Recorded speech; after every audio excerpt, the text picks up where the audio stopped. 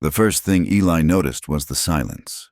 It was a cold, heavy quiet that meant the mountain was holding its breath. He sat at his small table, mending a tear in a rabbit's snare, his fingers thick and clumsy in the dim light. His cabin, perched high in the Rockies, was a single room of rough-hewn pine, banked with sod against the wind. It was a fortress against the world he had left behind. Then came the tremor. It was not an earthquake. It was a deep, resonant hum that vibrated up through the packed earth floor, rattling the tin cup on his table. He froze. He knew that sound. It was the sound of the mountain letting go. He moved to the door, pulling it open. The air was so cold it stung his lungs. Across the valley, on the ridge he called the Widowmaker, he saw it, a plume of white, a cloud of pulverized snow and ice, pouring down the face of the pass. It moved with a terrible, slow grace, and then the roar hit him, a sound like 1,000 freight trains, shaking the very bones of the earth. He watched, his face grim, as the avalanche devoured the pass, scouring it clean, filling the canyon below. He watched until the white clouds settled and the silence, heavier now, returned. He knew that pass. It was the only way over this range before the deep snows, and fools sometimes tried it late. He closed the door. The mountain had fed. There was nothing to be done. The next morning dawned bitter. The sky a piercing, cloudless blue. The air was sharp as a razor. Eli strapped on his snowshoes, slung his rifle over his shoulder, and set out, his breath plumed in a thick white cloud. Survival did not pause for tragedy. He had trap lines to check. The avalanche had spilled for miles, even here, far from the main slide. The debris field was a wasteland. Trees thicker than his waist were snapped like twigs. Boulders the size of wagons had been tossed like pebbles. The snow was packed in great, rippled waves, hard as cement. It was a graveyard. He was not looking for survivors. He was assessing the damage to his territory.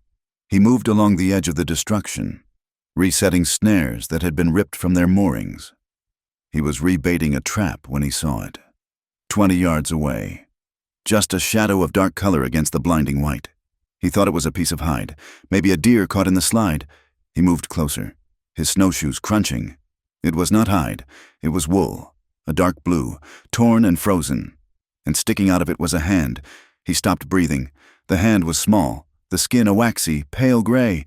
The fingers were curled tight, the nails blue. He dropped his pack and his rifle. He lunged, falling to his knees, and began to dig. He clawed at the snow, which was packed like solid ice. He tore his gloves, his fingers raw and bleeding in seconds. He grunted, cursing, using his hunting knife to hack at the frozen crust. He found a shoulder, then a mass of dark hair, frozen solid. He dug faster, a wild, desperate panic rising in him. He uncovered her face.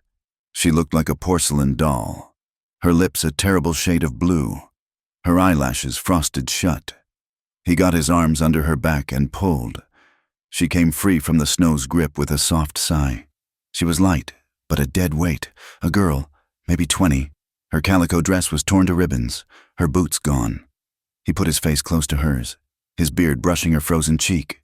He waited. He watched. Nothing. Then, so faint he almost missed it. A tiny, feather-light puff of vapor fogged against his skin. "You're still breathing," he gasped. The words were ripped from him. He got her onto his shoulder. The journey back to the cabin was a living nightmare. The snow was deep, his cabin was uphill, and she was an awkward, frozen burden. He stumbled, he cursed, he refused to fall. He kicked his cabin door open and half threw her onto his narrow cot. The room was freezing. The fire in the hearth was just a bed of dull red embers. He worked with a desperate, frantic speed. He dumped logs onto the embers, pumped the bellows with a vengeance, ignoring the girl, until flames roared up the chimney. He turned to her. Her wet clothes were freezing to the blankets. He could not pull them off. He took his knife. He cut the frozen laces of her bodice. He cut the stiff calico away from her skin, the sound of the blade tearing the fabric loud in the small room. It was a butcher's work. He did not let his mind think. He saw the blue skin of her ribs, the frost on her thighs. He did not see a woman. He saw a frozen carcass that he needed to thaw. He got her free of the wet rags and shoved her under his heaviest bearskin and 2 wool blankets. He grabbed her hands, rubbing them between his own calloused palms. They were like blocks of wood.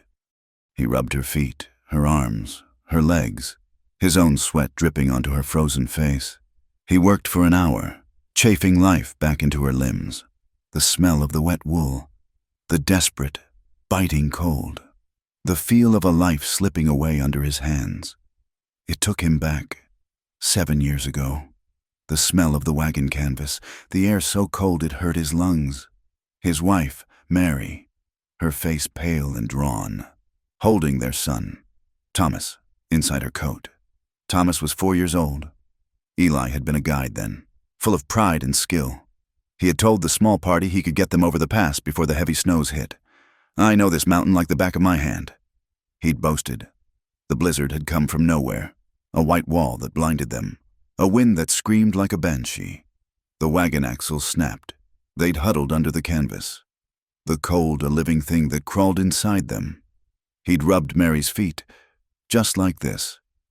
He'd held Thomas to his own chest, trying to force his warmth into the boy. But the cold was a thief. Thomas stopped crying first, then Mary grew quiet. He'd left them. He had to. He'd promised to bring help from the fort on the other side. "Don't you fall asleep, Mary," he'd begged, his voice cracking. "You hear me? Don't you sleep." When he got back 2 days later, with a patrol of rangers, there was just a smooth drift of snow where the wagon had been. He had dug them out himself. He had never guided anyone again. He had built this cabin with his own hands, as close to his failure as he could stand. He looked down at the girl on his cot, her hair fanned out on his pillow. "Not this time," he snarled at the empty room. "You don't get this one." He worked through the day and into the night, keeping the fire blazing. The cabin was finally, blessedly warm. He was dozing in his chair by the hearth, exhausted, when she moved. A small gasp. Her eyes flew open. They were brown, wide, and filled with a pure, animal terror. She saw him, a big bearded stranger looming in the firelight. She screamed. It was a ragged, dry sound from a raw throat. "Where am I? Who are you?" She scrambled backward, pulling the bearskin up to her chin. "Don't you touch me! Get away!" She grabbed the tin cup from the small crate by the bed and threw it. It hit him square in the chest with a dull thud. "Easy, miss, you're safe." Eli moved closer, his hands held open and empty. "You were buried. There was an avalanche." She did not hear him. She saw a bandit, a mountain man, a captor. She saw the long knife on his belt. She lunged, raking her nails at his face. He caught her wrists.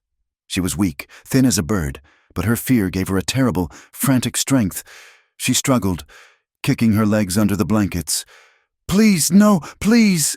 The fight drained the last of her energy. Her eyes rolled back into her head. She went limp in his arms. He laid her back down gently. He touched her forehead. Her skin was burning. The fever had taken hold. Eli sighed, wiping a trickle of blood from his cheek where her nail had caught him. He looked at her, so small in his big cot, and so very naked beneath the blankets. He had been alone for 7 years. He was a man, with a man's needs, but he had tried to live clean, to pay his penance.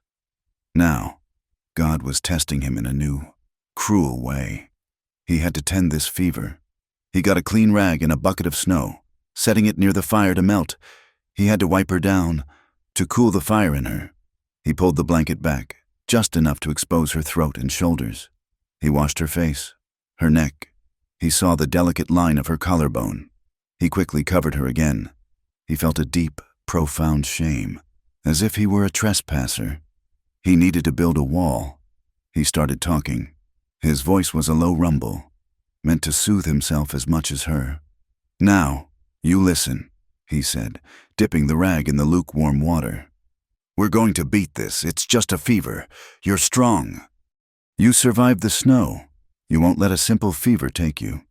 He talked about the cabin, about the wood he needed to chop, about the way the snow was falling outside. He talked like she was his sister, Mary Ann, who had died of consumption when he was a boy. Mary Ann used to get fevers like this, he murmured, wiping her arms. Burned hot, but broke fast. You're the same. You'll be fine by morning. He kept his talk steady, his voice low, his hands gentle. He kept his thoughts on healing, and healing alone. Morning came, but she was not fine. The snow had not stopped. The storm that caused the avalanche had been only the beginning. Now, a full blizzard had descended. The wind howled, a high, thin scream. Drifts piled high against his one window, plunging the cabin into a gray, perpetual twilight. He was trapped. They were trapped. He had to put his shoulder to the door to force it open against a 3-foot drift just to get outside. The world was gone. There was only white, a swirling, blinding chaos. The girl, Sarah, he'd heard her whimper the name in her delirium, was lost in the fever. She cried out, her words sharp and terrified. "Pa, don't! Please, Pa! I'll be good!" She thrashed in the cot, and he had to hold her down to keep her covered. He needed food. He could not get to his main trap line. It was too far, the storm too thick. He set a few small snares just beyond the cabin door, in the lee of the wind, baiting them with dried salt pork. He waded back inside, his beard caked in ice. He waited. Hours later, he checked. 2 snowshoe hares, their white fur already stiff. It was not much, but it was meat. He skinned them quickly, throwing the meat into his iron pot with snow and salt. He hung it over the fire, boiling it for hours. The cabin filled with the rich, hot smell of broth. He lifted her head. He spoons the hot liquid between her cracked, dry lips. "Drink," he commanded, his voice rough. "This is life." "You drink this." She choked. She spluttered. Some of it ran down her chin. But he was patient. He was stubborn. He got half a cup down her. He did it again 3 hours later, and again 3 hours after that. This was his penance. He would not fail. He would keep this one breathing. On the 3rd day, the fever was still raging. He was afraid of an infection deep inside, or broken bones he had missed in his haste. He had to check her body properly. He steeled himself. He did it quickly, clinically. He pulled the blankets back. She was so thin. He ran his hands over her ribs, pressing gently. He felt her legs, her arms. No breaks he could feel, just bruises, dark and ugly, blooming on her skin, around her neck, tucked beneath his shirt. He found it, a thin chain. He pulled it out, a small, silver locket, tarnished black with age. He used his thumb to pry the clasp open. On one side, a miniature portrait, a woman with kind, sad eyes and brown hair, just like the girl's. Her mother, surely, on the other side? Eli's blood ran cold. He knew the man in the painting. It was a lean, hard face, eyes like chips of ice, clean-shaven, wearing a preacher's collar. Preacher Dunn. Eli had guided the man and his small, grim-faced flock for 2 weeks, 8 or 9 years ago. Dunn spoke of fire and brimstone, and Eli had seen him use a horsewhip on a man who'd questioned his reading of the good book. Eli had taken his pay and left them at the Sweetwater River, unable to stomach the man's particular brand of faith. And this girl, this slip of a thing who cried out for her pa in her terror, this was his daughter. The storm broke on the 4th morning. The wind died. The snow stopped. The silence that followed was absolute, heavy as a shroud. And in that silence, the girl's fever broke. He was wiping her face with a cool rag when her eyes opened. This time, they were clear. The terror was gone. They were just empty, hollow. She looked at him. She looked at the log walls, the smoking fire. "Where?" Her voice was a dry croak. "My cabin," Eli said, his voice gruff. He sat back in his chair. "You were in an avalanche, on the pass." She processed this. She did not cry. She did not ask questions. She just nodded. Once, a small, tired movement. "The others?"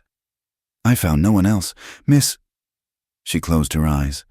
A single tear tracked from the corner of her eye, disappearing into her matted hair. He did not know if it was for the others or for herself. He brought her broth. "You need to eat. This time." She let him lift her head. She drank. The days passed. He gave her one of his own flannel shirts to wear. It was huge on her, swallowing her small frame, but it was warm and it covered her. She sat up, wrapped in the bearskin, and stared at the fire. She did not speak. He went about his chores. He chopped wood. He checked his snares. He cooked. He talked to her sometimes. Simple, blunt statements. "More wood for the fire." Or, "Ate the last of the rabbit. Need to hunt." She would just nod. He could see the scrapes on her face healing. The blue tint was gone from her lips. Her skin now a pale, translucent white. Her body was mending. But her eyes never left the flames. Her spirit was still buried deep under the snow. And Eli, a man of traps and rifles, had no idea how to dig that out. For a week, they existed in the silence. Eli would hunt. She would tend the fire. He had given her his spare wool shirt and a pair of trousers, which she had to bind at the waist with a piece of rope. They were absurdly large, but they were warm, and they were modest. She sat on the cot, which she had insisted he take back, and watched the flames. He took the floor by the hearth, the bearskin his only bed. He found himself watching her when he thought she was not looking. The way her small hands wrapped around the hot tin cup of broth. The way the firelight caught the deep brown and red in her hair. She was the first to break the quiet. He was oiling his rifle, the sharp smell of the solvent filling the cabin. "You are a good man," she said. Her voice was thin, rusty from disuse. He did not stop his work, running the patch through the barrel. "No, I am not. You saved me.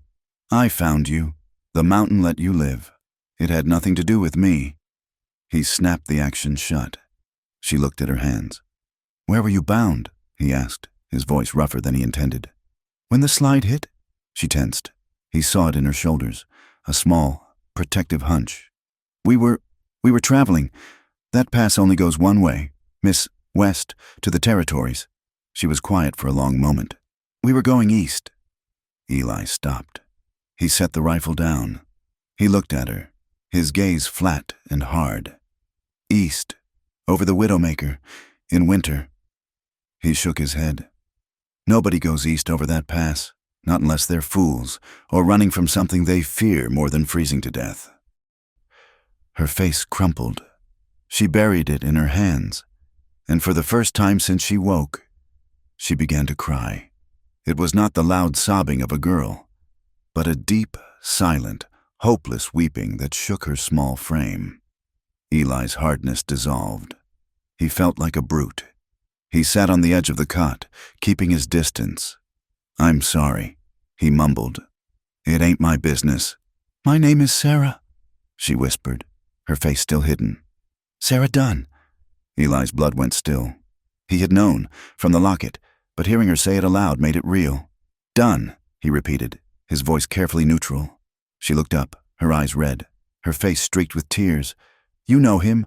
It was not a question. "I guided a preacher by that name 9 years ago. Hard man." "He is my father?" She said the word like it was a stone in her mouth. "And he is what I was running from." She confessed it all. The words came out in a torrent, as if the dam of her silence had finally broken. She spoke of her father's traveling ministry, the towns, the tents, the fear.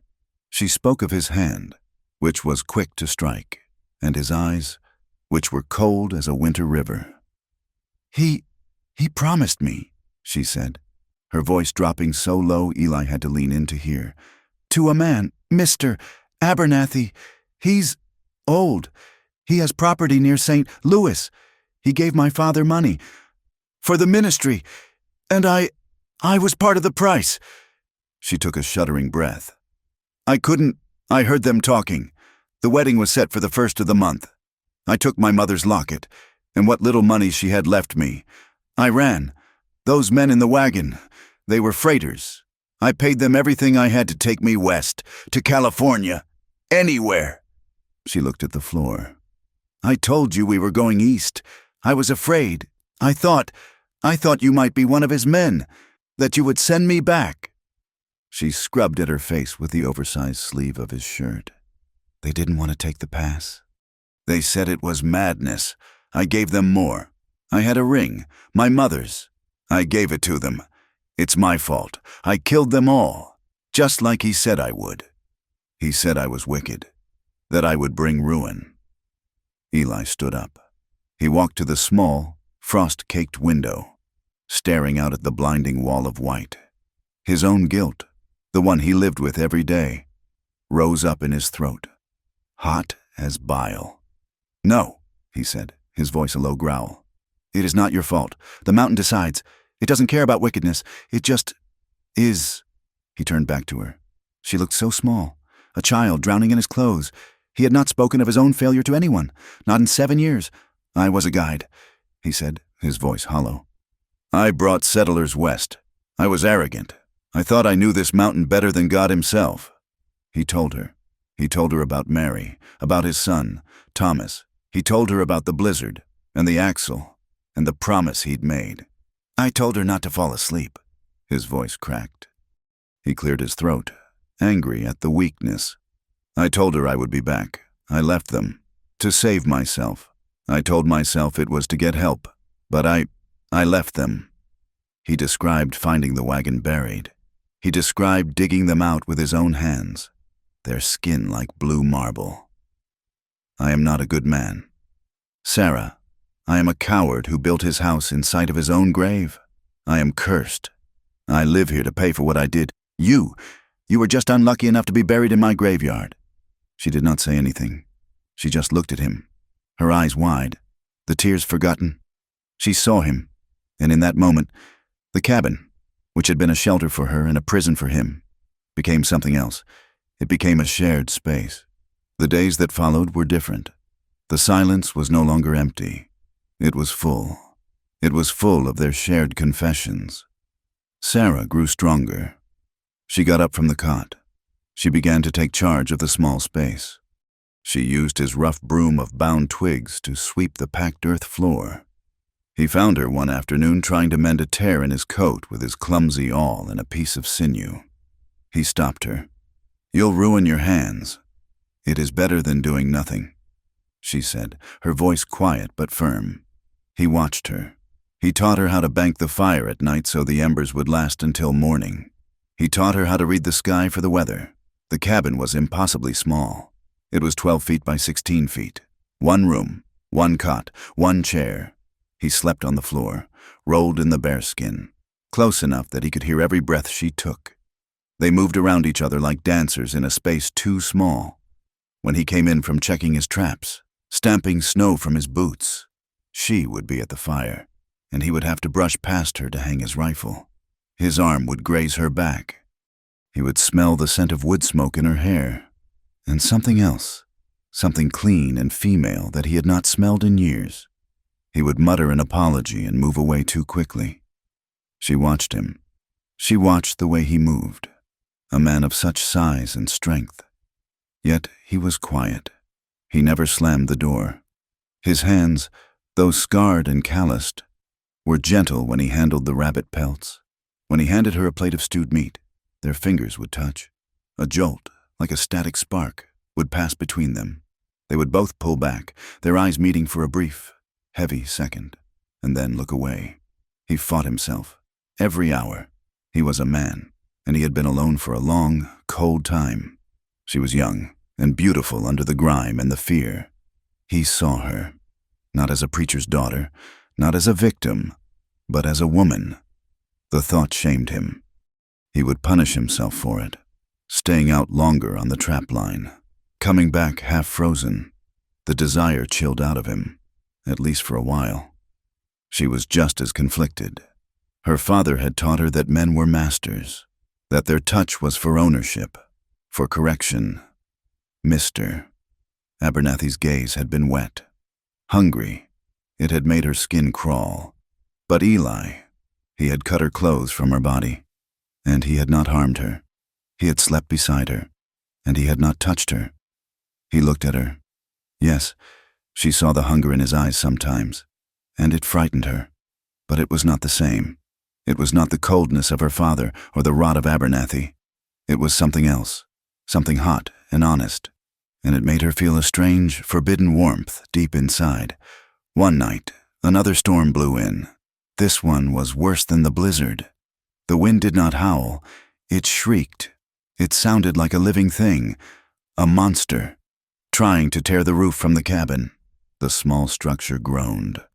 Fine. Powdery snow blasted through the cracks in the chinking, dusting the floor. It was colder than Eli had ever felt it. The fire, though he stoked it high, seemed to give off no heat. Sarah was on the cot, wrapped in every blanket he owned. He could hear her teeth chattering from across the room. "You're freezing," he said, his voice loud over the wind. I cannot get warm." He stood for a moment, torn. Then he cursed, low under his breath. He grabbed his bearskin. "Move over." She looked at him, her eyes wide. "What?" "Move over," he commanded. He did not get under the blankets. He lay on top of them, pulling the massive, heavy bearskin over the both of them. Tucking it in around the edges, he lay stiff as a plank of wood, his back to her. "It is the only way," he said, his voice muffled. "We share the heat. Now stop shaking and sleep." He could feel her, a small, cold knot behind him.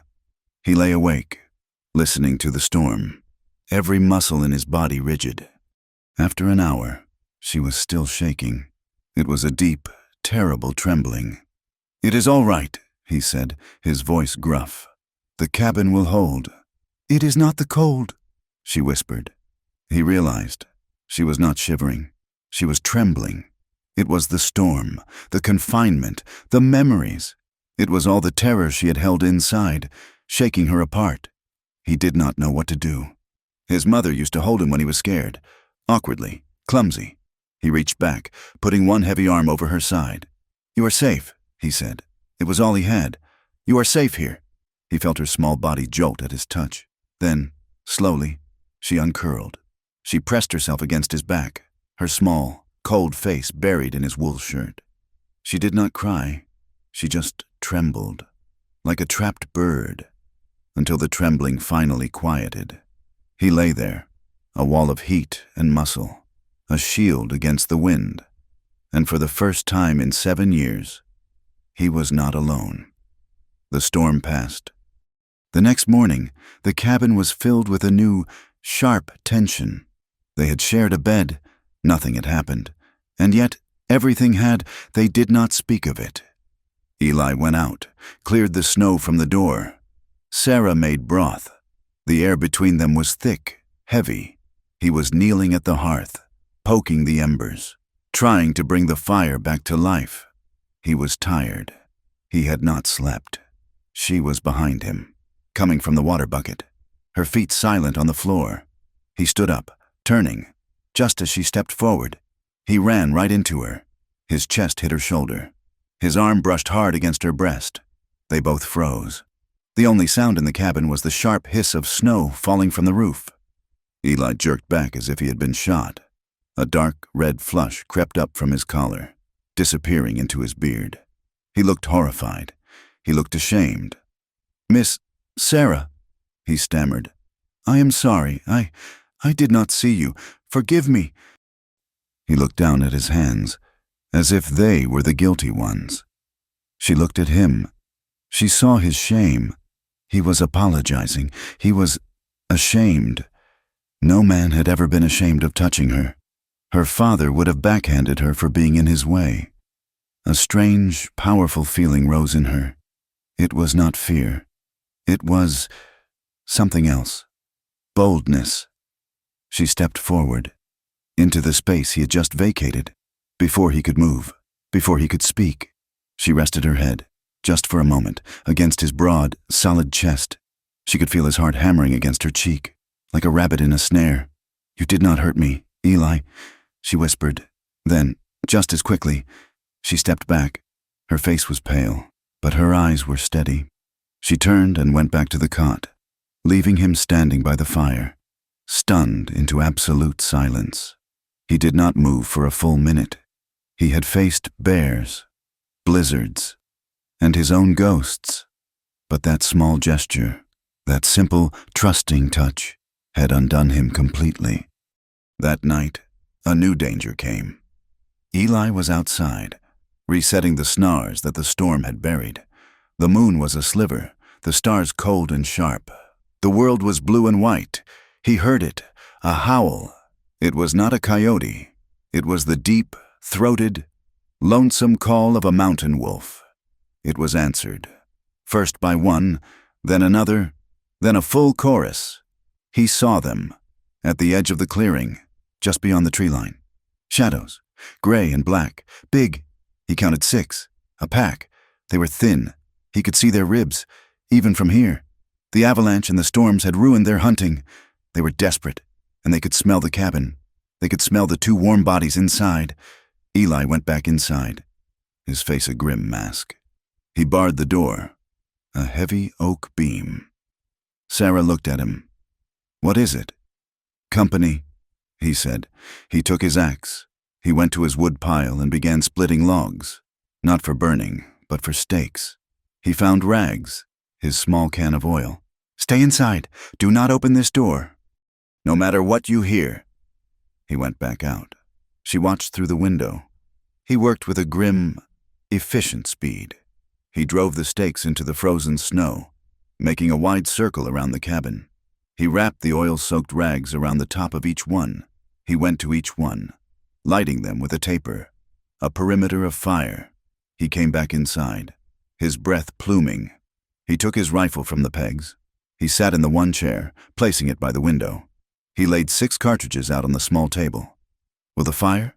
Will it hold them?" she asked, her voice a tremor. "Mostly," he said, his eyes on the tree line. "Fire scares them, but hunger makes them brave. They will test it. They will wait." The first of the wolves crept into the firelight.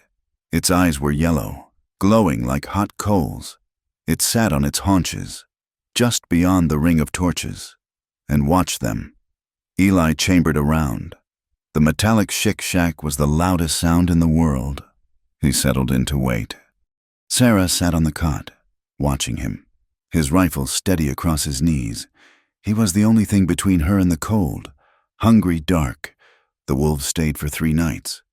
Eli kept the torch perimeter lit, the oily smoke blackening the snow. He sat by the window, his rifle never leaving his lap. On the 3rd night, one of the wolves, a gaunt male with a lame leg, grew bold.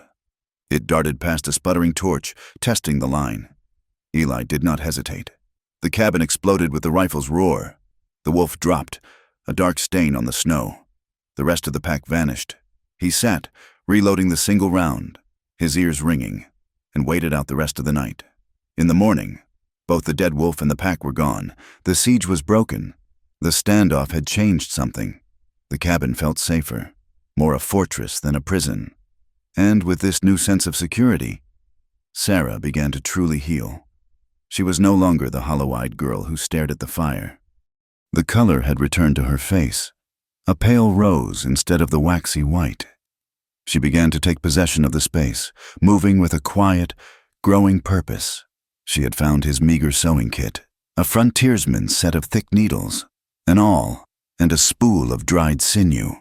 She took his torn coat, the one he had ripped pulling her from the snow, and began to mend it. Her stitches were small, precise, and strong. She patched it with a piece of canvas from one of his old saddlebags. Eli watched her, his hands, which were clumsy with such fine work, resting on his knees. "My mother taught me," she said, not looking up. "She said a good stitch was a woman's best defense against the cold." He had a small sack of flour, which he hoarded, using it only to thicken his rabbit stew. One morning, he found her mixing it with snowmelt and a pinch of salt. "We need bread," she announced. It was not a request. It was a statement. The resulting loaf was flat, heavy, and baked in the small iron skillet. But it was bread. When he ate it, the simple taste of it, the first he'd had in a year, was almost enough to make him weep. She started helping him with the pelts, her initial revulsion giving way to a practical need. He showed her how to stretch the rabbit hides on small frames of bent willow, and she learned to scrape them clean with his dullest knife. They worked by the fire, side by side, the silence comfortable now. Her strength returned. She insisted on walking. At first, it was just a few steps from the door, leaning on the cabin wall, her legs in his borrowed trousers shaky as a newborn foal's. The snow was deep, but a crust had formed, and she could stand on it. "You need to stay in," he'd ordered, his voice gruff. "The air is too thin." "I will not be an invalid," she'd shot back, her chin high. "I will not die in that cot." He respected the fire in her. He fashioned a walking stick for her from a piece of pine. Soon, she was walking to the wood pile, then to the edge of the clearing. She would stand there, breathing deep the sharp, cold air, staring not at the pass where she had been buried, but at the far blue peaks to the south. The weather turned, a brief, false spring that was common in the high mountains before the last heavy snows of March. The sun felt warm. The snow on the cabin roof began to melt, dripping in a steady rhythm from the eaves. Eli knew he had to use the break in the weather. The wolf siege and the long, cold nights had devoured his wood pile. He took his axe and went to a stand of dead pine 100 yards from the cabin. He worked for an hour, the rhythmic thunk of the axe echoing in the clear air. The sun was hot on his back. He was sweating, his wool shirt itching. He tore it off, throwing it on a stump, and went back to work, his bare torso steaming in the cold. Sarah had been inside, cleaning the skillet with sand. She heard the chopping stop, a sudden silence. Worried, she pulled on his mended coat, which now fit her almost like a proper dress, and walked out. She followed his tracks, moving quietly. She saw him. He was leaning on the axe handle, breathing hard, his back to her. She stopped. She had only ever seen her father, a man of cloth and books, thin as a rail, or Mr. Abernathy, who was soft and slumped. Eli was different. His back was a map of muscle, hard and defined from years of this life. A long, white scar ran from his shoulder blade down to his ribs, a relic from a bear or a knife. She did not know. The sun lit his skin. He was powerful. He was an animal, in the way a mountain lion was an animal. He was made of the same hard, unforgiving, beautiful material as the mountains themselves. Something stirred inside her, something hot and sharp and deeply, terrifyingly unfamiliar. It was not the fear she had been raised on. It was something else entirely, a forbidden heat. She must have made a sound, a gasp, a crunch of snow. He trolled, reaching for his rifle, which was leaning against the woodpile. She did not wait. She turned and fled. Stumbling, half running back to the cabin, she slammed the door, leaning against the heavy wood, her heart pounding in her ears. Her face was burning. She was breathless. She touched her cheek, shocked at the heat. She felt wicked. When Eli came back in, he was wearing his shirt. He carried a huge load of split pine. He did not look at her, but he knew. He knew she had been there. He knew she had seen him. The small cabin, which had become a place of shared survival, was suddenly charged. The air was thick, heavy with what they had both seen, what they both knew. Every simple act was now loaded. When he passed her the tin cup of water, his fingers brushed hers. She flinched, pulling her hand back. "It's just water, Sarah," he said, his voice low. "I know," she whispered, not meeting his eyes. Later that week, she was kneeling by the hearth, trying to work a piece of rabbit hide to softness. As he had shown her, he was at the window, cleaning his rifle, the parts laid out on a piece of cloth. She found herself watching his hands, big, scarred, yet they moved with such precision, oiling the small, complex parts of the lever action. She watched the way the weak light caught the gray in his beard, the deep lines around his eyes. He was not an old man, she realized. He was just a man who had lived too much. He looked up. His eyes met hers. She did not flee this time. She did not look away. He held her gaze, and she held his. It was a conversation without a single word. He saw the flush on her cheeks, the slight parting of her lips. She saw the question in his eyes, the deep, banked hunger he had fought for weeks. The air in the cabin became still. The only sound was the drip, drip, drip of the melting snow outside. He put the rifle down. He stood up. He walked across the small room in 2 strides. He stood over her, a mountain of a man, casting her in shadow. She tilted her head back, her heart hammering. "Sarah," he whispered. It was a plea. He leaned down, slowly, giving her every chance to turn away, to say no. His hand came up, not to grab, but to touch. His thumb brushed her cheek. Just once. It was rough, calloused, and impossibly gentle. She did not move. She did not breathe. She leaned into his touch, her eyes closing. His face was inches from hers. She could smell the pine on his skin, the gun oil, the faint, male scent of him. His beard brushed her chin. He stopped. He was so close. She could feel his breath. He groaned, a sound from deep in his chest, a sound of profound pain and self-loathing. He pulled back as if he'd been burned. He turned away from her, his hands clenched into fists at his sides. "Eli?" Her voice was a small, confused whisper. "Do not," he said, his voice harsh. He walked to the far wall, placing his palms flat against the cold logs, his back to her. "Don't!" "What? What did I do?" "You did nothing." He would not turn around. "It's me. You. You don't owe me. For any of this." He spat the words. "I pulled you from the snow. I fed you. I kept you warm. That does not mean you have to pay me. I am not him. I am not Abernathy." His words hit her like a slap. He thought she was trading herself, like property, like the very thing she had run from. Tears, hot and angry, sprang to her eyes. "You think I am paying you?" she said, her voice shaking with a sudden, cold fury. "You think I am bartering?" She stood up, her small frame rigid. "You are right. You are not him. He would have taken what he wanted.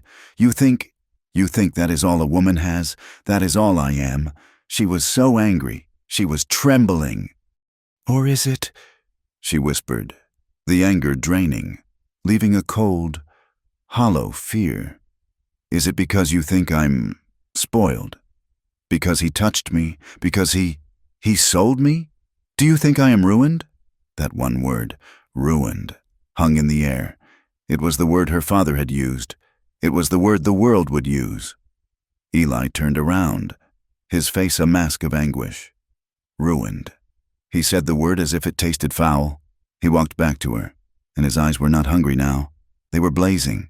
"No woman ever is," he said, his voice a low, fierce growl. "Listen to me." He gripped her shoulders. His grip was hard, but it was not to hurt. It was to make her listen. A body is just meat and bone. It can be hurt, it can be bought, and it can be sold. I know that. He looked into her eyes. "But what is inside? That part of you that watched me, that part of you that fought me when you woke up, the part that made bread from nothing? That part, that is you, and it ain't touched." "It can't be. It don't get ruined." He let go of her, his hands dropping to his sides. "You are not ruined. Sarah, you are whole. You are stronger than this whole damn mountain." He turned away, grabbed his coat, and went outside, leaving her alone in the cabin, his words echoing in the silence. That night, the false spring broke. The temperature plummeted. A new storm front moved in. The wind howled, a high, mournful sound that clawed at the cabin. The logs groaned and popped. Sarah was in the cot, wrapped in all the blankets. Eli was on the floor, in his bear skin. The fire was banked, the cabin lit only by the faint, gray moonlight coming through the snow-caked window. Neither of them was asleep. The tension from their near kiss and his fierce words was a living thing between them. A sudden, violent gust of wind hit the cabin. It shook the entire structure. A piece of dried moss chinking was blown from the wall, and a high-pitched whistle of wind filled the room. Sarah sat bolt upright with a small cry. "It's just the wind." Eli's voice rumbled from the floor. "The cabin will hold." "No," she whispered. Her voice was thin, shaking. It sounds like the mountain, like the avalanche." He was silent for a moment. He knew she was not afraid of the wind. She was afraid of being alone, of being buried. She was afraid of the dark, and the cold, and the memories. He sighed, a long, weary sound. He lifted the edge of the heavy bearskin. "Come here." She did not move. "It's all right. Sarah, come on. It's warmer." She slipped from the cot, a small, pale shadow in his oversized flannel shirt. She knelt by his bedroll. She hesitated. "Get in," he said, his voice gentle. She slipped under the heavy fur. The space was narrow. He had rolled onto his back to let her in, and now she lay beside him, stiff as a board, her back to him, facing the wall.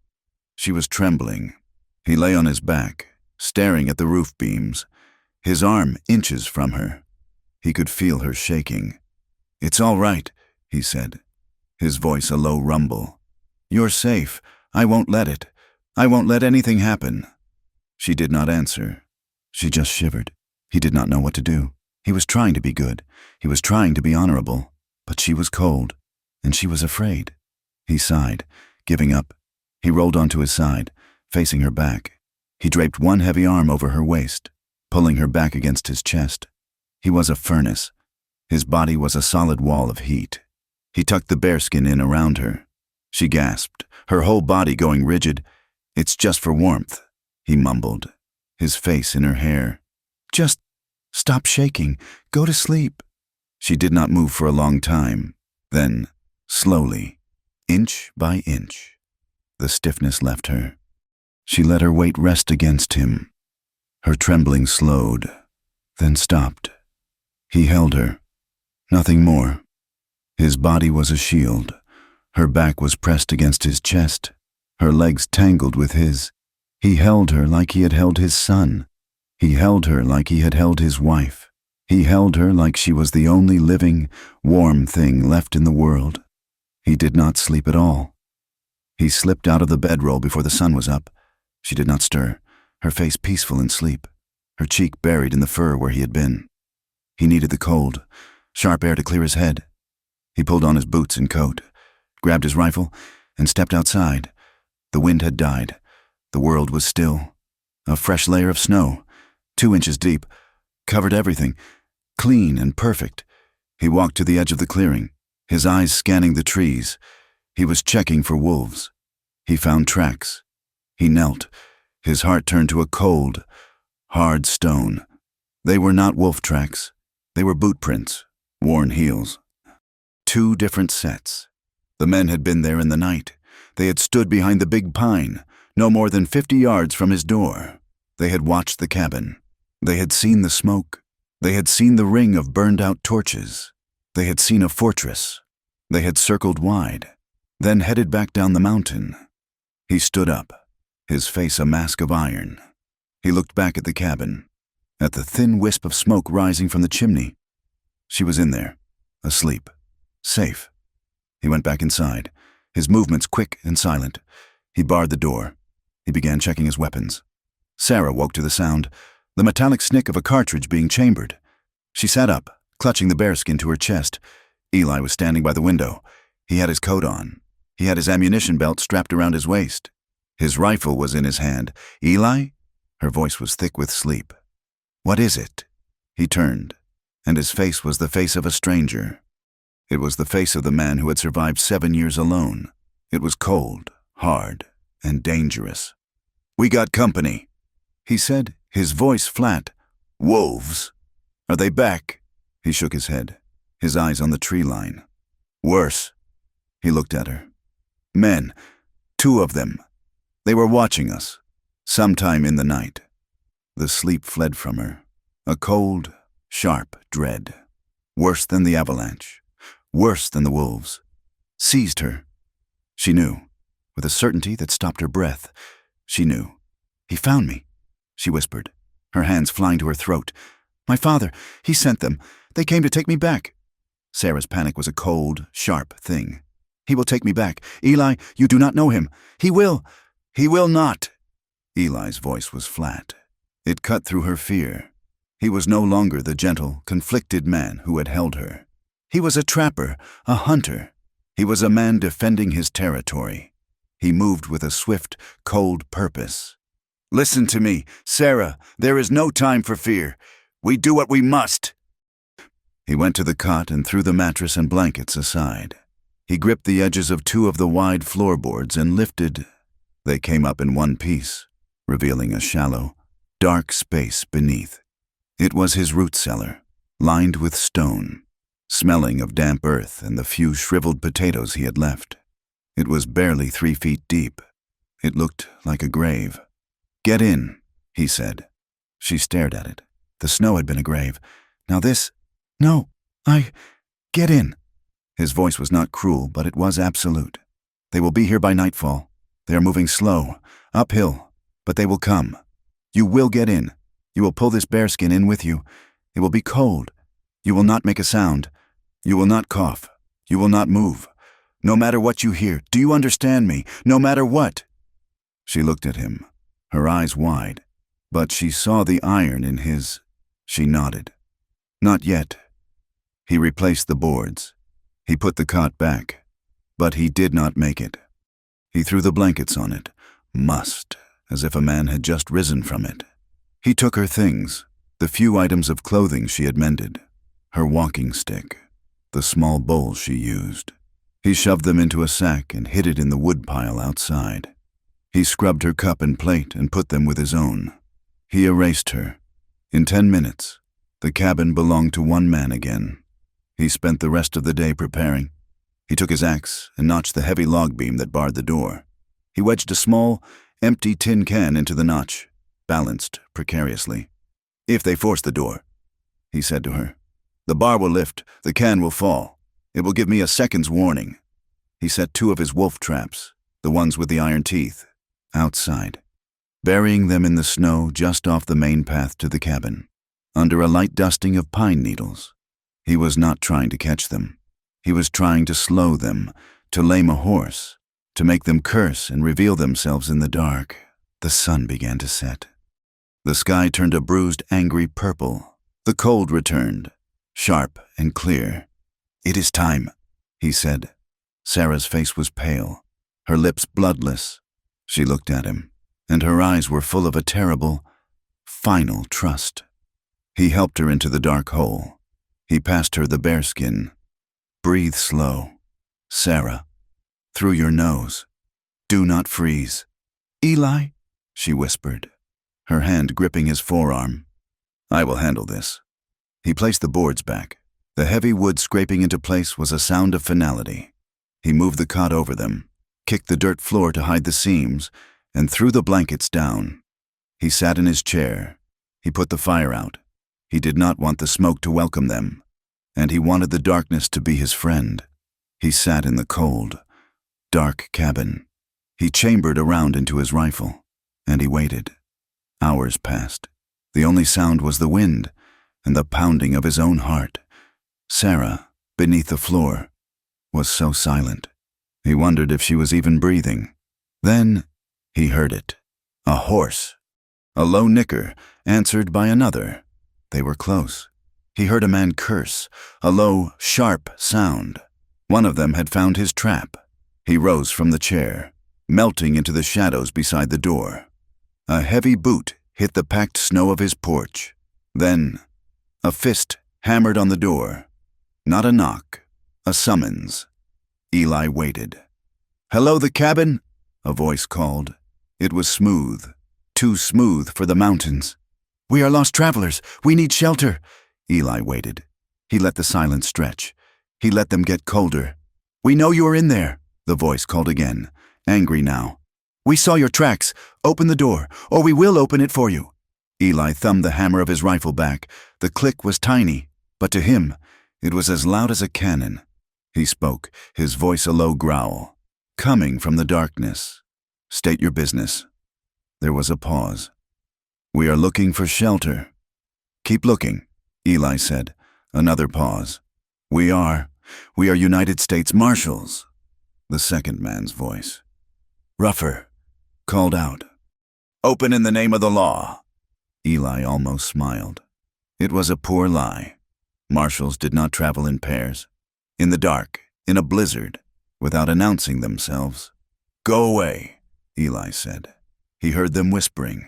Then, a heavy shoulder hit the door. Thump. The door groaned. Thump. The heavy oak held. Thump. The bar lifted a fraction of an inch. The tin can fell, hitting the stone hearth with a sharp, metallic clang. It was all the warning he needed.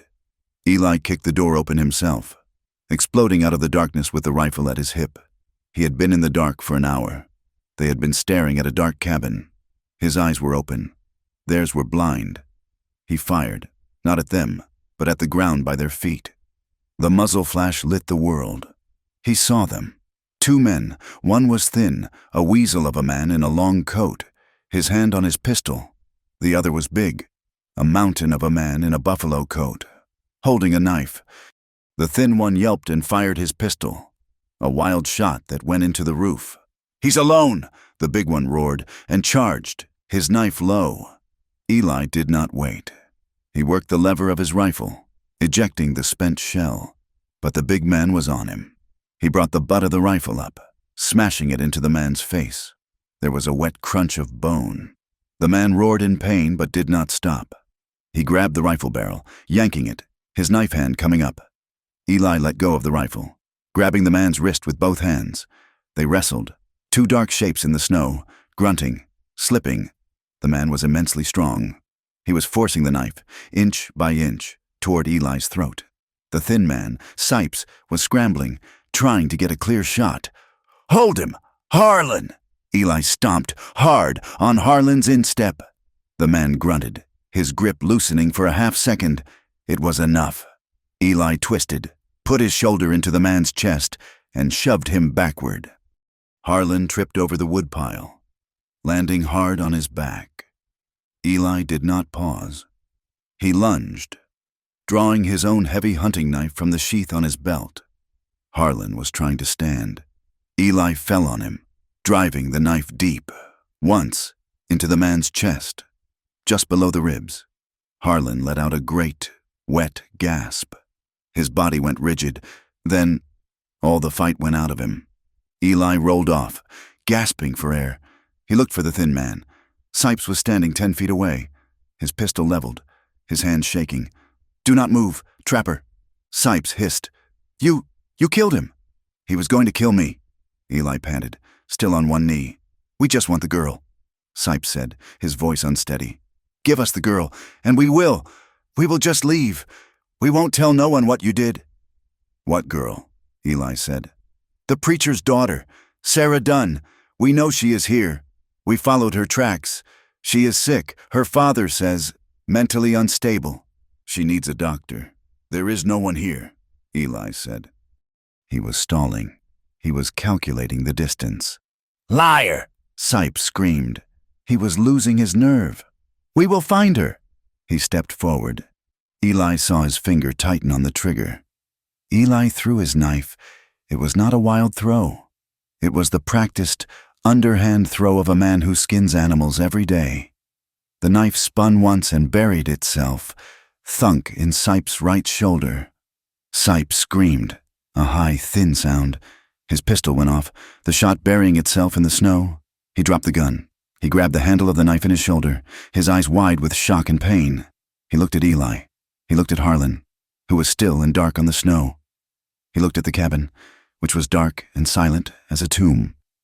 He turned and ran. He scrambled onto his horse, yanking the reins.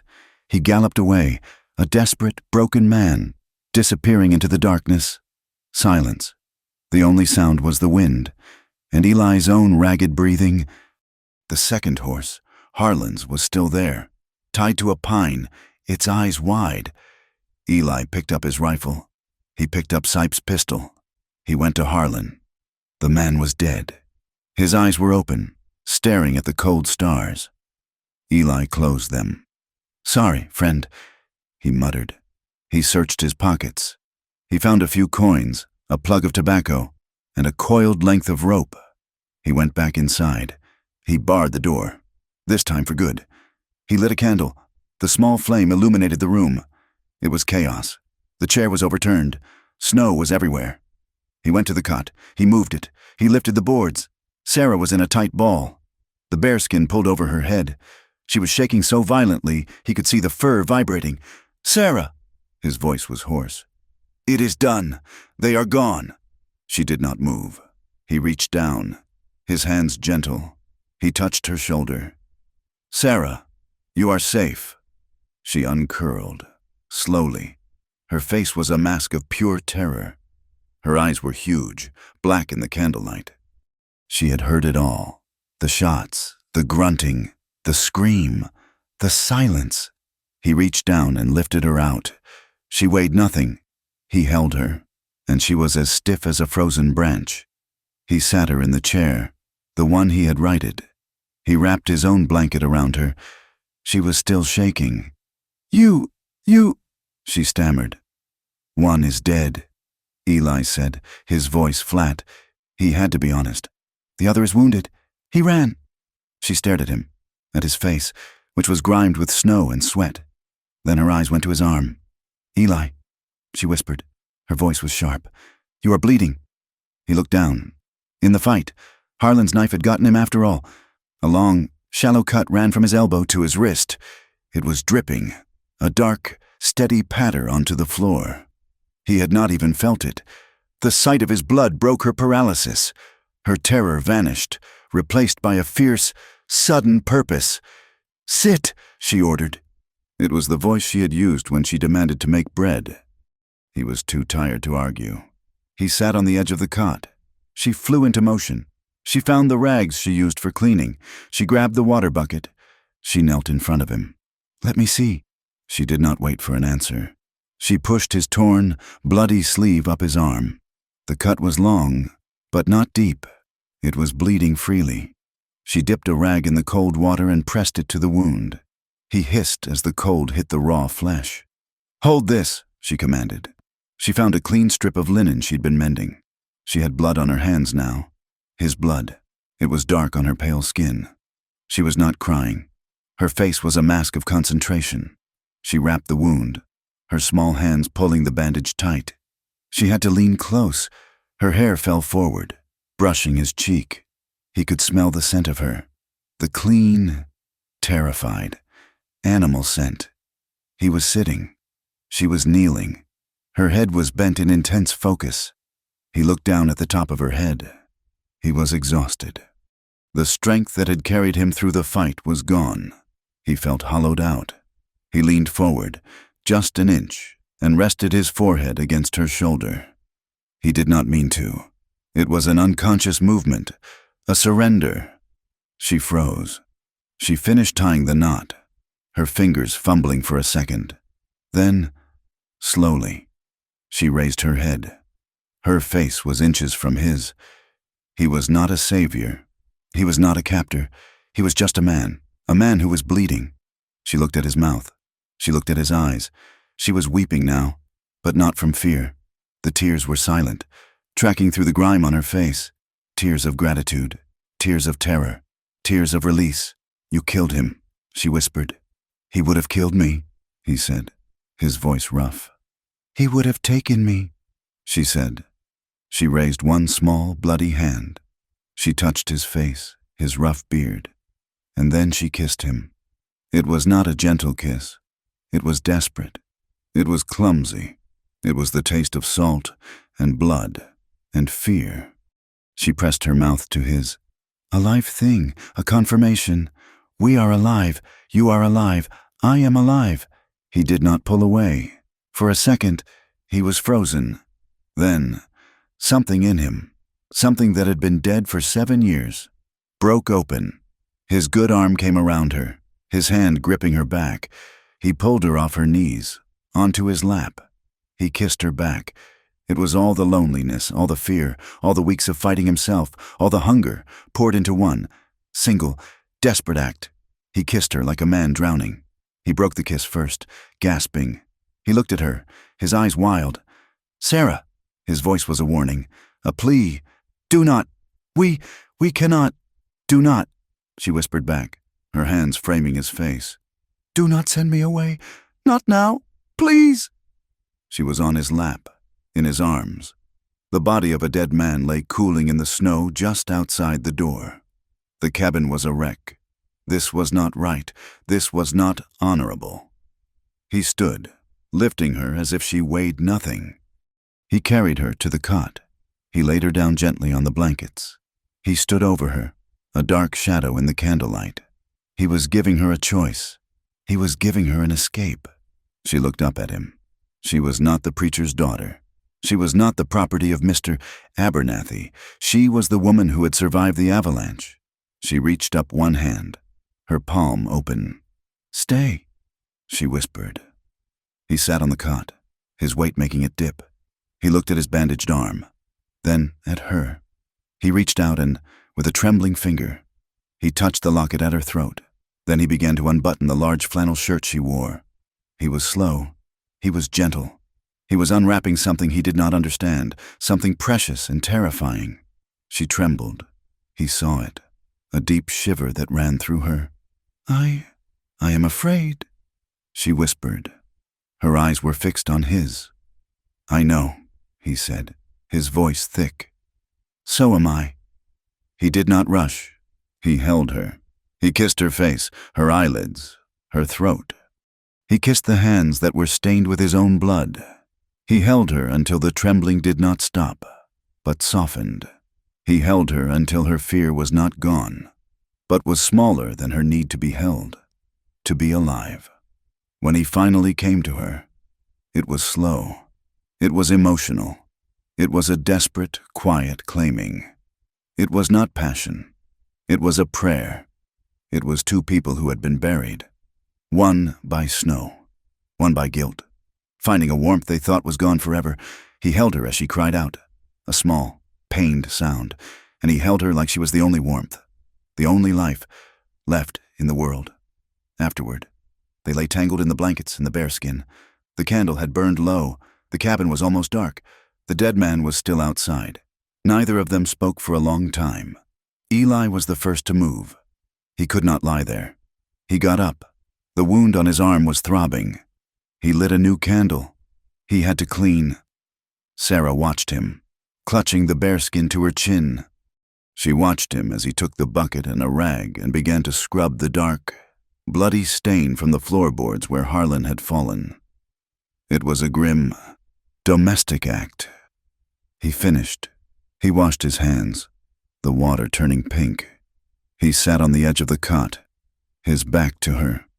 He could not look at her. I should not have done that, he said, his voice a low monotone. You were scared. I took advantage. No, her voice was quiet, but it was strong. It was the strongest he had ever heard it. He turned. She was sitting up. The bearskin was pooled around her waist. Her thin shoulders were bare in the candlelight. She was not ruined. She was magnificent. I was not scared, she said. Not of you. I chose. You. You gave me back my life, Eli. And I am tired of being afraid. He looked at her, really looked at them, and he knew it was true. I do not, he said, his voice thick. I do not want to let you go, Sarah. The confession was ripped from him. That man, he will be back. He will bring others. We have to leave this mountain. But I do not know what happens then. She thought of the world below, of her father, of the law, of the cold, judging eyes of the towns.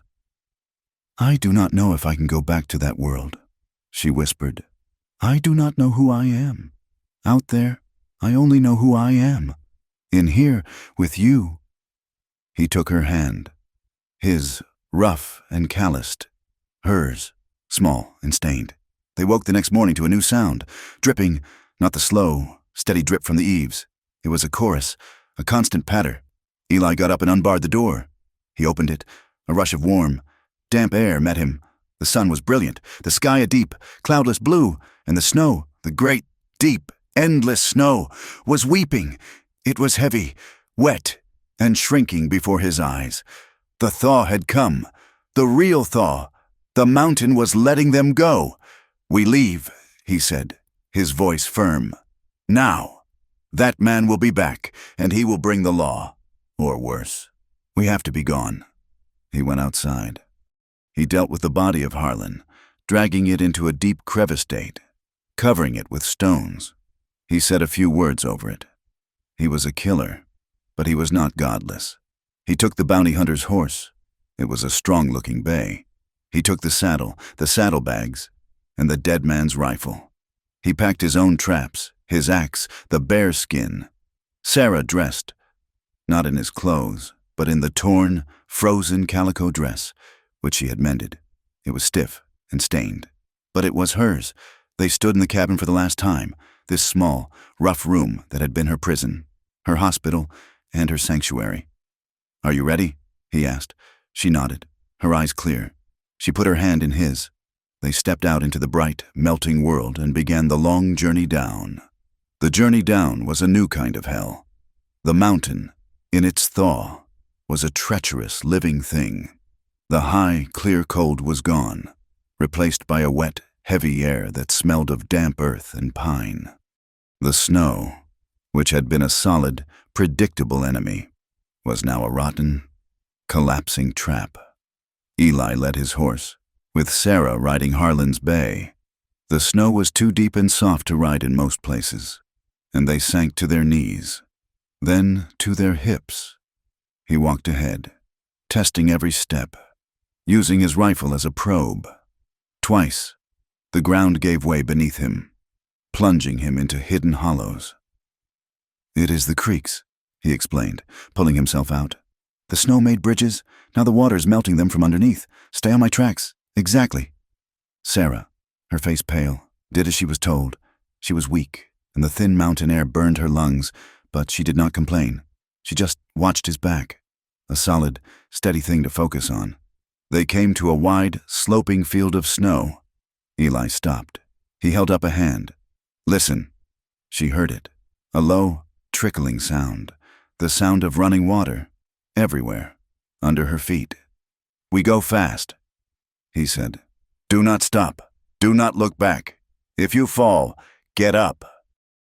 He took her horse's rein and began to move, half running, pulling the animal. Sarah clung to the saddle horn. They were halfway across when the snow bridge behind them gave way with a sound like a cannon shot. A huge, 50-foot section of the snowfield collapsed into the roaring, newly thawed creek beneath it. Sarah's horse screamed, rearing. Eli held the rein, his boots sinking as the ground shifted. "Hold on!" he roared. He dragged the horse, fighting it to the solid ground of the far bank. They reached it just as another section fell, the water a churning brown mass of snow and broken ice. She was shaking so hard she almost fell from the saddle. He did not give her time to be afraid. He gave her a piece of dried meat.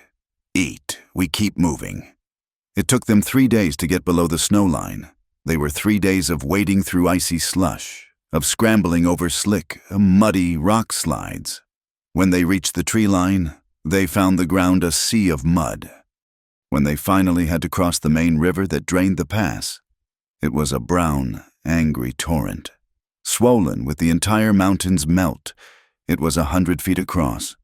"You cannot ride," he said, looking at the water. "It will sweep the horse." I cannot swim," she whispered. "You will not have to." He tied his pack and rifle to his own saddle. He took her. "Hold on to me, like you did in the cabin. Do not let go, no matter what." He put her on his horse, behind the saddle, and got on himself. He put her arms around his waist. "Hold tight." He put Harlan's horse on a lead rope and urged his own into the freezing water. The cold was a physical blow. It took Sarah's breath. The horse stumbled on the rocky bottom, and the current tried to rip them away. Eli was a rock. He leaned into the current, his voice a low, steady rumble, calming the animal. He was 1/3 of the way across when the lead horse lost its footing and was swept down, pulling, dragging them. Eli roared, slashing the rope with his knife, letting Harlan's horse go. The animal was swept away, tumbling in the current. He fought his own horse, turning its head, forcing it toward the bank. They made it, the horse scrambling up the muddy bank. Eli and Sarah soaked to the bone and shaking with a cold so deep it felt like death. They had lost the second horse. They had lost Harlan's rifle, his supplies. They had only what was on Eli's horse, and each other. That night, he built a huge, blazing fire. He stripped her wet dress from her, and his own clothes, his face grim, his movements quick. He wrapped them both, naked, in the single bearskin. They did not make love. They huddled, their skin together, their teeth chattering, and waited for the warmth to return. We lost the horse," she whispered, her voice trembling. "It is just a horse," he said, his arms tight around her. "I have you. You are still breathing." The next nights were better. They were in the low valleys, the air warmer. The stars were bright, hard points of light in a black sky. They lay by the fire, wrapped in the bearskin, and they talked. He told her about his boyhood in Missouri, about the first time he had seen the mountains, a great, jagged blue line that he knew was his home. He told her about guiding, about the smell of coffee on a high-country morning, the satisfaction of bringing a family safe to the new land. He did not talk about Mary and Thomas. He was not ready for that. She told him about her mother, about a small garden she kept behind the preacher's tent, a patch of defiant wildflowers.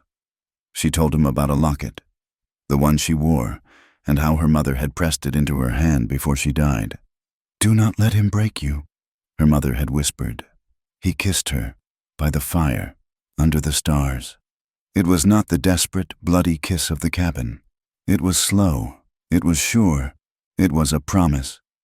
He held her hand as they fell asleep, his thumb rubbing small circles on her palm. On the 5th day, they saw it, Clear Creek. It was not a town. It was a collection of raw pine buildings huddled in a muddy valley, a saloon, a general store, and a livery stable. Smoke rose from a half-dozen chimneys. After weeks of silence, the sound of a blacksmith's hammer was a shock. They rode down the main street, men in canvas trousers, their face grimed with dirt, stopped to watch them. A woman in a calico dress, sweeping a porch, paused, her hand to her mouth. They were a hard sight. Eli, bearded, armed, his clothes torn and stained. Sarah, pale, riding in a man's saddle, her own dress a ruin, her hair a wild, tangled mass.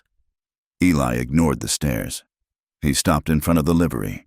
An old man with a face like a dried apple came out, wiping his hands on a rag. "We need shelter," Eli said, his voice rough. He swung down from the horse, then reached up for Sarah. He lifted her down as if she weighed nothing. Her legs buckled, weak from the long ride. He held her steady. The old man's eyes were sharp, but not unkind. He looked at Sarah, at her ruined clothes, at the exhaustion on her face. He looked at Eli, at the protective, fierce way he held her. "My name's Jed Hemlock," the old man said. "I got a ranch, a few miles outside town. My wife, she's been gone 3 years. The old bunkhouse is empty. You look like you need it. We can pay," Eli said. Hemlock shook his head. "I ain't seen a woman that undone since the plague year. You get her out to my place. I'll send Doc Miller up. You can pay me in clearing some brush when you're able." The bunkhouse was small, but it was clean. It had a real bed with a straw mattress and a cold iron stove. Hemlock brought them a stew, thick with bacon, and a pot of coffee. Sarah ate, and then she fell onto the bed and was asleep in an instant. Doc Miller came an hour later. He was a gruff man with whiskey on his breath and kind, tired eyes. He shooed Eli out. He examined Sarah as she slept. He came out, his face grim. She's been through it," he said, lighting a pipe. "Malnourished, exhausted. The avalanche. It left its marks." He looked at Eli, his gaze sharp. "But some of those bruises on her, they're older, fainter. One on her arm. It looks like a man's grip. She's running," Eli said, his voice low. "From her father." Doc Miller smoked in silence. "Preacher Dunn. He was through here last month. He's a hard man. He's got a silver tongue and a fist of iron." He tapped his pipe. I'll be back tomorrow. Keep her warm. Keep her fed. Eli needed supplies. He had to leave Sarah sleeping and ride back into Clear Creek. He went to the general store, his list in his head: flour, coffee, bacon, and a dress for Sarah. Any dress. The store was warm, smelling of cheese and tobacco. As he waited for the proprietor, he looked at the wall, at the collection of notices: reward for a lost bull, a schedule for the stagecoach, and a new, fresh piece of paper. Reward, $500. His blood went cold. He read the words: for information, Sarah Dunn, 20 years, fled her home, mentally unstable and prone to fits. Return her to her loving father, Preacher Josiah Dunn. Sipes, the wounded bounty hunter, had made it to a telegraph line. Eli's hand went to the paper. He tore it from the wall, crumpling it in his fist. "Hey, that's a new notice," the proprietor said. "Coming from the back." Eli threw a gold coin on the counter. "I'll take the flour and the coffee, and I need a dress. Now!" He rode back to the ranch, a cold dread in his gut. He was too late. A black buggy, sleek and out of place, was standing in the yard. 2 horses were tied to the rail, one with a deputy's star on the saddle. He heard the voice as he dismounted, a voice of cold, righteous anger. "Your foolish, wicked rebellion is over. Daughter, you will come home." Eli walked to the bunkhouse door, Harlan's rifle in the crook of his arm. Preacher Dunn was on the porch. He was a tall, thin man in a black coat, his face lean, his eyes as cold as the Lockett portrait. Sarah was in the doorway, her face white, her body rigid. She was trapped, the old fear back in her eyes. A man in a canvas coat with a tin star pinned to it stood nearby, his hand on his pistol. "She's not going anywhere, Preacher," Eli said. Dunn's head snapped around, his eyes raked over Eli, taking in the beard, the rifle, the hard, mountain man look. His lip curled. "So, this is the animal. This is the man who abducted my child, who killed the men I sent to find her." "Abducted?" Eli stood his ground. "She was buried in an avalanche. I dug her out." "He's lying," Dunn said to the deputy. "He's a killer. He murdered Harlan Smith." "The other man, Sipes, he's in the next town, a doctor tending his wound. He swore this man, this brute, had taken her." "Sir," the deputy said, his voice steady. He was a young man, but his eyes were serious. "Deputy Stokes, this is a legal matter. I have a writ, sir, from her father, and from her betrothed, a Mr. Abernathy." "She is my property," Dunn said, his voice rising. "She has promised. She is flighty, sick in the head. This man has corrupted her." Sarah flinched, as if he had struck her. "She is of age," Eli said, his voice a low growl. "She is 20 years old, and she fled because you beat her, because you sold her." The deputy looked from Eli to Dunn, then to Sarah. "This," he said, "is a mess. We are not settling this with guns. We will go to town, to the saloon. We will have a public hearing. This needs air." The Gold Nugget Saloon was packed. It was mid-afternoon. The miners, the ranchers, the blacksmith, even Miss Gable, the school teacher, were there. It was the only public hall in Clear Creek. Deputy Stokes stood on the small, dusty stage. "All right," Stokes said, holding up a hand for quiet. "This is not a formal court, but I am the law in this town, and we will settle this. Preacher Dunn, state your claim." Dunn was magnificent. He was in his element. He spoke of a father's love, of a daughter's holy duty. He quoted scripture. He painted Sarah as a lost lamb, a sick child, led astray by a wolf. This man," he said, pointing a long, white finger at Eli, who stood by the wall. "He is a man of violence, a killer. He has ruined my child. He has stolen my property." A murmur went through the crowd. "Property. Now, Mr. Eli," the deputy said, "your side." Eli was not a speaker. His words were flat, hard. "I found her. She was near dead. I fed her. I kept her safe. She is a full-grown woman. She can make her own mind. She fled her father because he beat her, and because he sold her to an old man." "Lies!" Dunn shouted. "Where is your proof?" "I have proof," a voice said. Doc Miller stepped forward, his pipe in his hand. "I saw her at Mr. Hemlock's request. She had the marks of the Avalanche. Yes, but she also had a bruise, an old one, on her upper arm. It was the clear print of a man's hand. That was no snowbank. That was a grip." Dunn's face darkened. "And," another voice said, "Miss Gable, the schoolteacher, small and brave. Preacher Dunn. He was here. He preached. I saw him whip a boy, a student of mine, for misquoting a psalm. His brand of faith is fear, not love. We all know it." The town was turning. They were frontier people. They were hard, but they were not cruel. They did not like a man who hit children or women. "She is sick," Dunn roared, his composure breaking. She is unstable. Daughter, tell them." He turned to Sarah, who was sitting on a small chair, her hands clenched in her lap. Tell them how this animal confused you. Tell them you want to come home to your father." All eyes went to Sarah. The saloon was dead silent. She was shaking. She looked at her father, his eyes burning with cold fire, the man who had been her god and her jailer. She looked at Eli.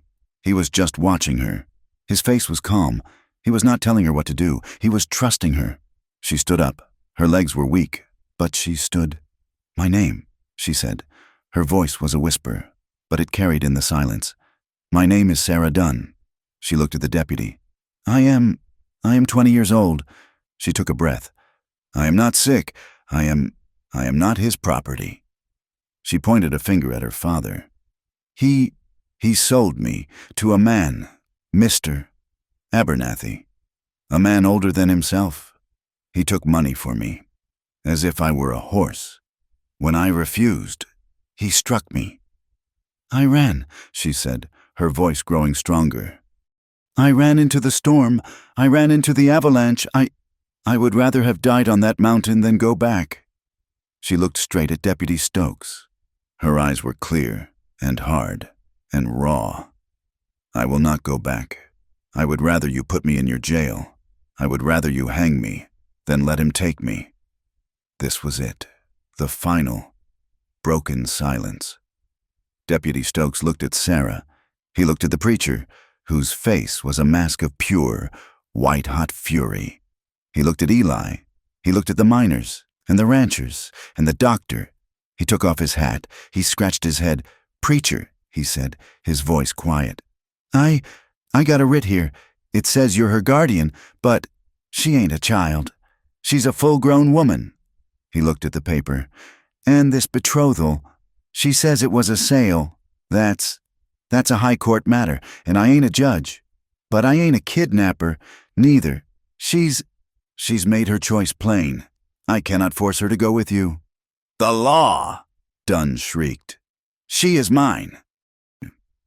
"No," Stokes said, his voice hard now. "She ain't, as far as the law in Clear Creek is concerned. This woman is free. My hands are tied.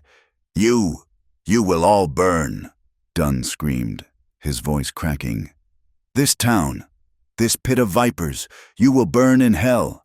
The saloon owner, a man built like a barrel, stepped forward. "That's enough, preacher. You've been heard. Now, get. Your business here is done." Dunn looked at the faces. They were hard. They were cold. He had no power here. He looked at Sarah, his eyes full of a hate so deep it was bottomless. "You are dead to me. You are no daughter of mine." He turned, his black coat swirling, and stormed out of the saloon. The deputy put his hat back on. He looked at Eli. "Trapper," he nodded, once, and walked out. Eli and Sarah were left standing, alone, in the middle of the crowded room. The silence stretched. Then, one of the miners, an old man, started to clap, just a slow, steady thump, thump, thump of his calloused hands. Then another, and another. Eli walked to Sarah. He did not touch her. He just stood in front of her. She looked up at him, her face stained with tears. But she was not broken. He held out his hand. She took it. They walked out of the saloon, together, into the muddy street, free. Eli and Sarah did not stay in Clear Creek. The air in the saloon, thick with the miners' applause, had been a victory, but it was not a home. The looks on the street were still curious, still sharp. Sipes was in the next town, and her father, though shamed, was still a venomous, powerful man. They were free, but they were not safe. They walked back to Jed Hemlock's ranch, the silence between them heavy, not with tension, but with exhaustion. They had won. They had faced the world, and it had, for once, bent to them. Jed was waiting on his porch, whittling a piece of wood. He looked up as they approached, his gaze taking in their slumped shoulders, the way they walked close, but not touching. "So," Jed said, not stopping his knife. "The preacher left town, fast, kicked up a lot of dust." "He did," Eli said. He stood at the bottom of the steps, his hat in his hand. "Mr. Hemlock, we owe you." "You owe me nothing," Jed said. He flicked a curl of wood onto the porch. "I paid my debt to decency a long time ago. What's next for you two?" Eli looked at Sarah. She was watching him, her trust a heavy, warm weight. "South," Eli said. "Away from the high country, away from this." Jed nodded. "Good. The mountains. They hold grudges, and men like that preacher, they hold them longer." He stood, walked inside his small ranch house, and came back with a folded, yellowed map and a heavy canvas sack. "This is the Llano," he said, tapping the map. "South of here, it's a hard country, but it's open, it's wide, and it don't get much snow. Water's the trick. You follow the rivers. This here's the Canadian. This is the red. Find a spot on a high bank with cottonwoods. You can make a go of it." He handed the sack to Eli. It was heavy. Flour, salt, coffee, cartridges. And I put in a good axe head. You'll need it more than I will. I can't," Eli started. "You can," Jed said, his voice firm. "I'm an old man. My wife's gone. That doctor, he told me what you two faced. Call it an old man's investment in something decent." He looked at Sarah, and his eyes softened. "You're a strong one, girl. You hold on to that." "Thank you, Mr. Hemlock," Sarah whispered. It was the first time Jed had heard her speak. "Go on, now," Jed said, turning away, embarrassed. "Go before the sun gets too high." They left, riding Eli's horse. The supplies packed tight. They rode south. The town of Clear Creek vanished behind a rise. They rode for a day, then 2, then 3. With every mile, the land changed. The tall, dark pines gave way to scrub oak and juniper. The air grew thicker, warmer. The ground was no longer rocky and steep, but a vast, rolling ocean of dry grass. The mountains, the jagged blue line of the Rockies, receded. They were a threat on the horizon, then a memory, then nothing at all. Sarah had never seen so much sky. It was a huge, pale blue bowl that pressed down on them. It terrified her. At first, there was nowhere to hide, but Eli seemed to grow easier with every mile. He sat straighter in the saddle. He breathed deeper. He was leaving his ghosts behind. On the 7th day, they found the river Jed had marked. It was not the roaring, angry torrent of the mountains. It was a wide, slow, reddish-brown ribbon, lined with huge, ancient cottonwood trees, their leaves whispering in the constant, warm wind.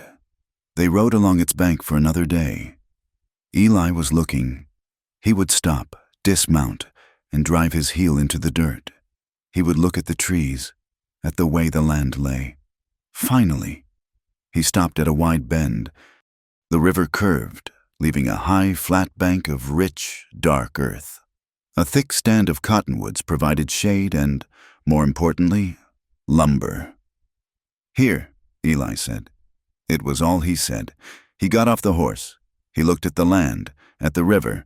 Then he looked at Sarah. This could be it. "It's so quiet," she whispered.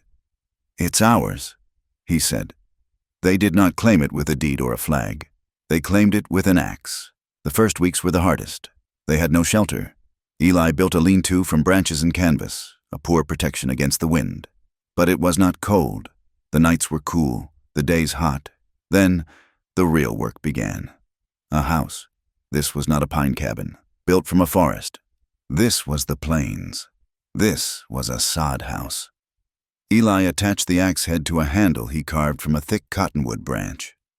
He took the horse and Jed's map and rode for 2 days to a distant trading post, where he traded Harlan's heavy pistol for a sod-cutting plow blade and a sack of nails. He came back to find Sarah waiting, her face etched with worry that he had left her. When she saw him, she ran, and he swung her up, burying his face in her hair. He had not left her. He would never leave her. They built the house together. He hitched the plow blade to the horse and cut the sod, long, thick strips of prairie, held together by 1,000,000 years of grass roots. He cut them into bricks. They were impossibly heavy. Sarah worked beside him. Her hands, which she had protected in the cabin, were now raw, blistered, and caked in mud. She helped him lift the sod bricks. She helped him stack them. It was brutal, back-breaking labor. From sunup to sundown, he built the frame from cottonwood, a single, sturdy room. The walls rose, 2 feet thick, a solid, earthy-smelling barrier against the wind. The roof was made of beams, layered with willow branches, then topped with more sod, grass side up. While he worked on the house, his face set in a mask of concentration, Sarah began her own work. She was not just building a shelter. She was making a home. She found a patch of Indian paintbrush and bright blue Texas bluebells by the river. She dug them up with Eli's hunting knife, careful to get the roots, and she planted them by the rough-hewn door, a small, defiant patch of color against the endless brown and green of the prairie. When Eli saw it, he stopped. He just stared at the flowers. He looked at Sarah, her face smudged with dirt, her hair tied back with a strip of raw hide. He thought of his wife, Mary, and her small, hopeless garden at the edge of the mining camp. The memory, for the first time, did not bring the ice. It brought a warmth, a sad, quiet warmth. He reached out and touched Sarah's cheek, his thumb leaving a muddy streak. It's good, Sarah." When the house was done, a low, sturdy square on the plains, Eli was not finished. He went back to the trees. He had one last promise to keep. He worked for a week, in secret, while Sarah was gathering berries or checking the snares he had set. He chose the best, straightest cottonwood. He planed the wood with his knife, over and over, until it was smooth. Not perfect, but smooth. He built a bed. It was not a cot. It was not a bedroll on the floor. It was a proper bed, with a thick frame and a headboard. He wove a lattice of rawhide strips, tight and strong, to hold the mattress. Sarah, seeing what he was doing, had taken one of their last blankets and sewn it into a large sack. They filled it together with dry, sweet-smelling river grass. That night, they moved the bearskin from the floor to the bed. It was the first real bed Sarah had slept in since she had fled her father's house. Eli lay down and pulled her to him. The grass mattress rustled beneath them. The house was solid. The wind was a low hum outside, not a scream. They were safe. The seasons turned. The high, hot summer baked the plains. The river shrank, and the grass turned a pale, brittle yellow. They worked. Eli hunted, bringing back antelope and prairie chickens. He taught Sarah to use his old rifle, the one he had taken from Harlan. She was afraid of it at first, but her fear was overcome by her stubbornness. She learned. She became a good shot. She needed to know she could protect herself. He was no longer just her protector. They were partners. He woke one night, sweating, his heart pounding. He had dreamt of the fight, of Harlan's face, of the knife, of the blood on the snow. He was shaking. Sarah woke. She did not ask what was wrong. She just held him. She ran her small, rough hands through his hair. "It's all right, Eli," she whispered. "It's just the wind. You're safe." He held on to her, this small, strong woman, and let her strength be his. The guilt, the great cold stone of it, was melting. He had not forgotten Mary and Thomas. He never would. He visited their graves in his mind, but they were no longer a prison. They were a memory, a part of the man who was now, finally, allowed to be alive. He would see Sarah, humming a small, tuneless song as she mended his shirt, her face peaceful in the lamplight, and his heart would swell with a love so fierce, so profound. It almost hurt. He had failed his first family. He would not fail this one. As the summer turned to a crisp, golden autumn, Sarah changed. She was quiet. She had been sick, some mornings, but they had both blamed the heat or the water. But the heat was gone, and she was still different. He found her one evening by the river. She was not gathering water. She was just standing, staring at the slow, brown current. "Sarah," he said, coming up behind her. Is something wrong?" She did not turn. "Eli," she said, her voice so quiet he could barely hear it over the wind in the cottonwoods. I have been counting the days on the calendar you made." He waited. A cold, sudden fear gripped him. "What is it?" My time," she said, her voice trembling. "My courses, they have not come. Not since the mountain, not since the thaw." He froze. He was a man of the wilderness, but he was not a fool. He knew what that meant. He stared at her back, at the small, straight line of her spine.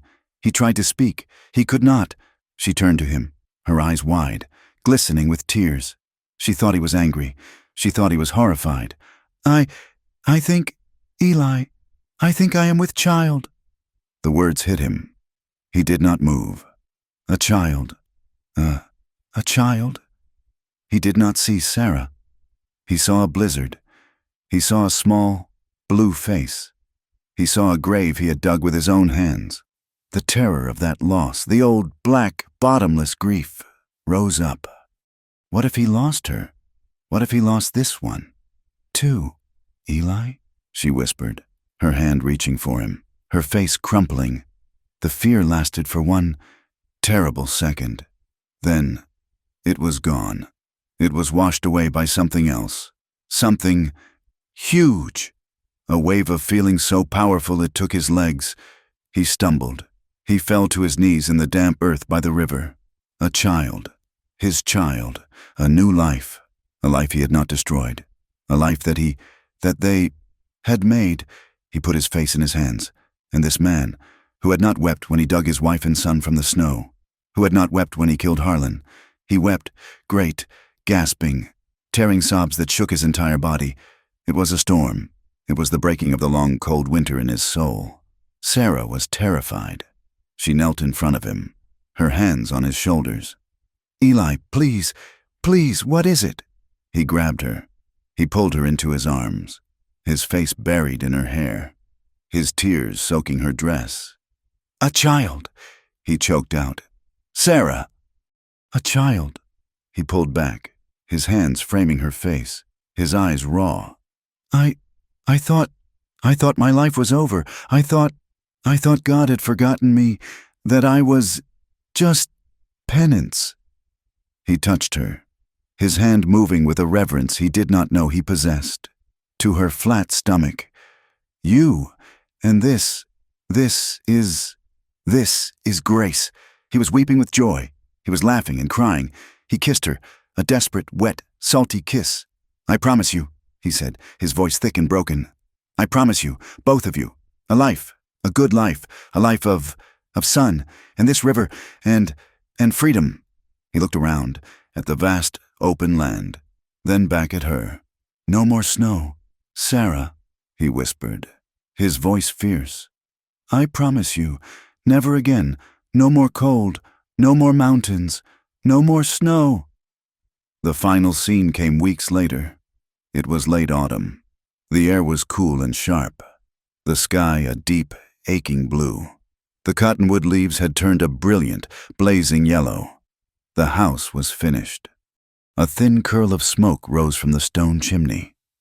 Eli sat on the small bench he had built by the door, watching the sun go down.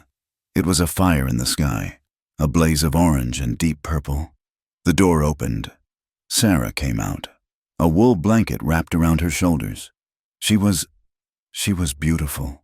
Her face was fuller. Her eyes were clear. There was a small, unmistakable swell to her belly beneath her mended dress. She sat beside him. She did not speak. She just leaned against him. She rested her head on his broad chest, fitting herself into his side. He wrapped one arm around her, holding her tight. They sat in silence, watching the last of the sun disappear, watching the prairie turn a deep, soft purple. The first stars were appearing. "It's so quiet," she whispered, her voice a soft murmur against his shirt. I'm not afraid anymore." Eli closed his eyes, holding her. He was not afraid of the wind. He was not afraid of the dark.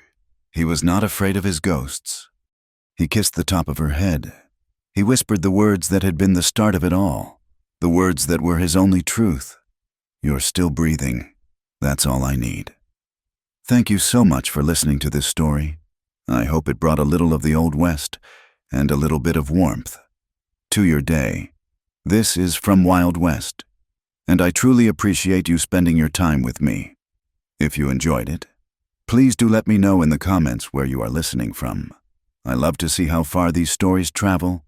Please subscribe to From Wild West if you have not already, and feel free to share your thoughts on Eli and Sarah's journey, all in English.